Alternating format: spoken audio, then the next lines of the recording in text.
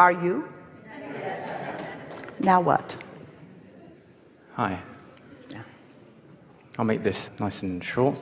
I'd like to talk about my reaction to things, and so when maybe someone verbalizes something to me and how I react in my body and start to shut down, for example. You know, a lot of people have said to me, over the years, you don't smile much, you don't smile much, and that really frustrates me. And maybe I start thinking, maybe I overthink too much, when in moments I know that I'm really happy. So, I guess my question is, how do I learn to control my overthinking and going into the stories, because they seem so rapid sometimes?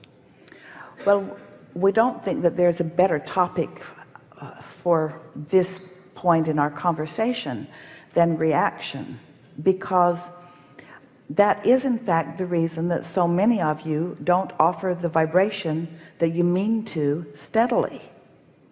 And we cannot talk about reaction without talking about law of attraction, because your reaction is because of law of attraction.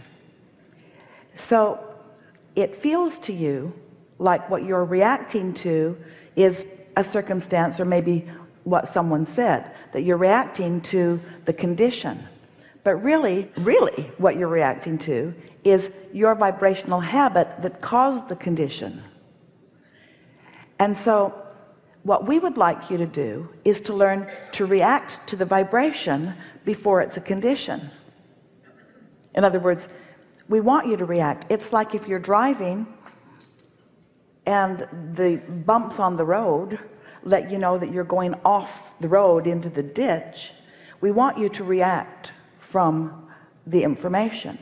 And so getting yourself in alignment is about reaction, isn't it? It's about using your guidance system. How could anyone effectively use their guidance system if they're not reacting to the guidance or adjusting to the guidance?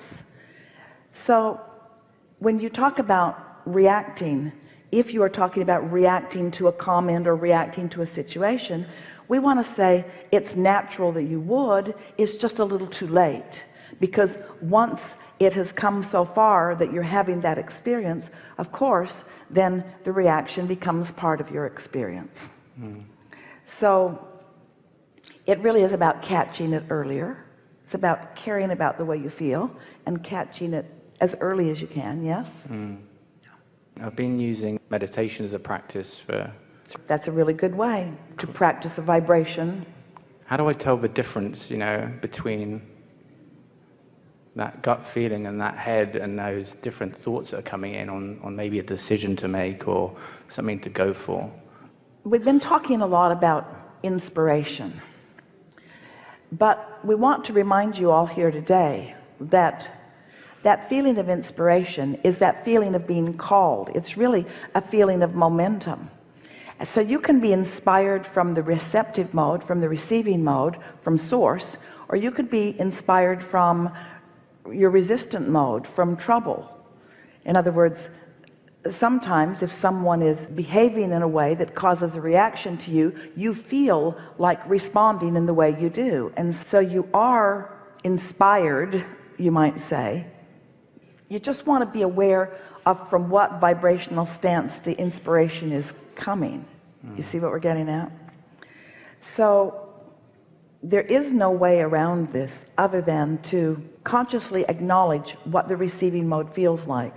Compliment yourself when you are there. Acknowledge the benefit of being there, not just because of the results that happen, but because of how good it feels along the way. And before you know it, you just become less willing to think the thoughts that will eventually lead to the more unwanted experience.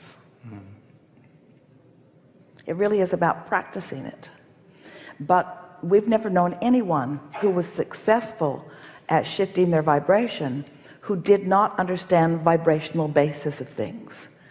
Almost everyone in your world is reacting to situations. So it's just a reaction to this and a reaction to this and a reaction to this. And we want you to realize that you didn't come as a reactor, you came as a creator. And so what you're wanting to do is, first thing in the morning, before there has been anything really for you to react to, do your best through meditation is a really good way to tune in to who you really are. And then after you've tuned into who you really are, then you can begin reacting to the impulses that are coming from that. Such a good word. We haven't talked about reaction in this context with much depth. Is it of value to you? Can you feel it? Awareness has been something which is built over time as my frequency has changed and as I've done more meditation practices. And oftentimes now I may react and I'll go, damn it, I knew I should have caught it then. How can we, is there any strategies or anything that we can implement to be able to catch things quicker? Yeah, acknowledging that you didn't catch it quicker is a good step in queuing yourself up to be ready earlier. But we want to insert another word into this conversation so that you can look at this in a different way. Let's use an example, not necessarily one that you're offering, where someone is suing you or negatively affecting you in some way, and you have a reaction about that. What we would like to say is that really what it is a continuation of a vibration. The things that are manifesting in your experience are actually reactions to a vibration that you've got going on. So in a world of law of attraction, isn't everything a reaction? Everything's a reaction to the vibration that you've got going on. That's really important to acknowledge. Can you feel how important that is?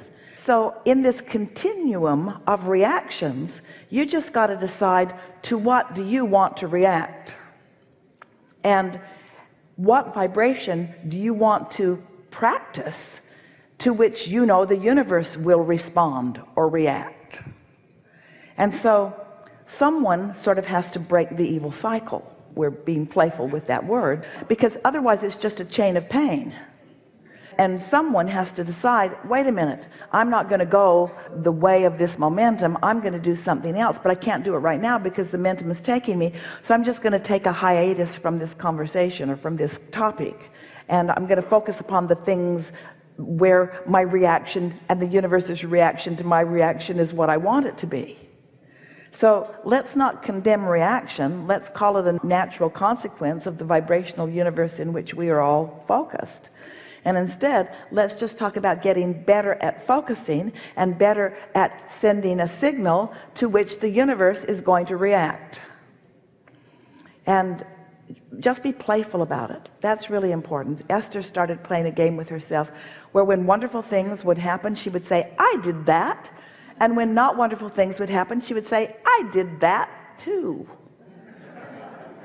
Because there's something so empowering about accepting that you are doing it all and the universe is reacting to you. Now it's fair to say, yeah, but I reacted to something else before I was offering a vibration that the universe was reacting to. And we say, doesn't matter.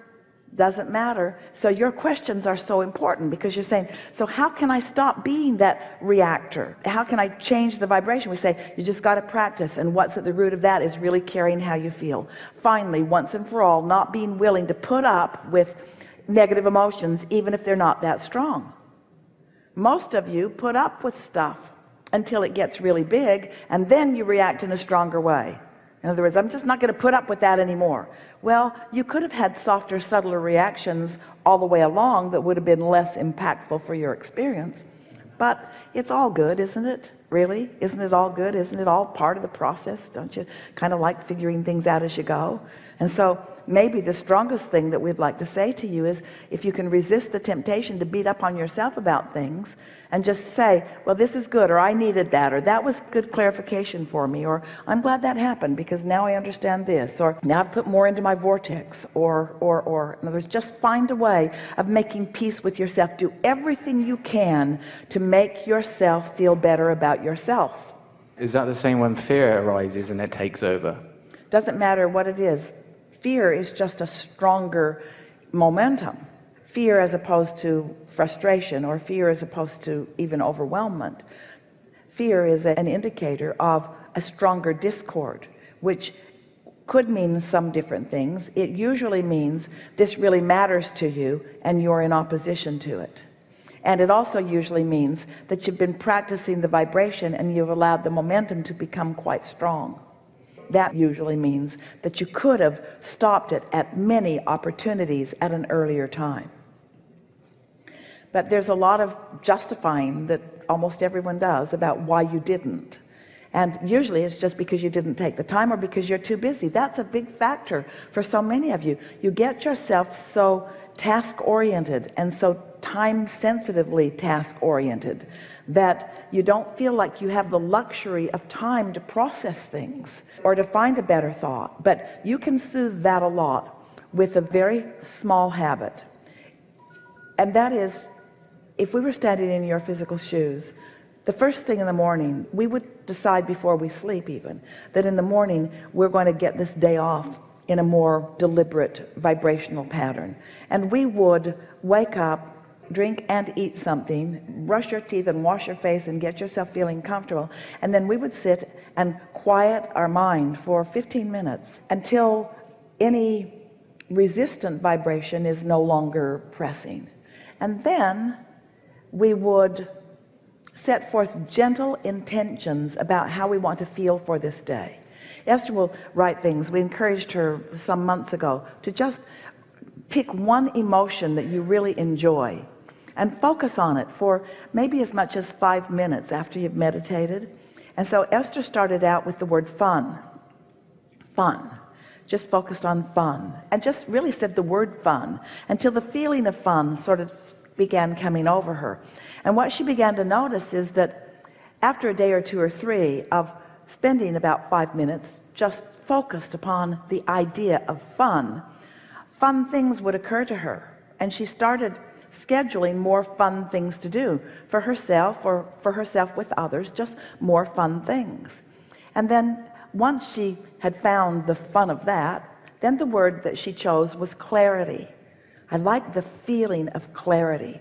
And in order to really amplify how nice the feeling of clarity is, she put it up against the feeling of confusion.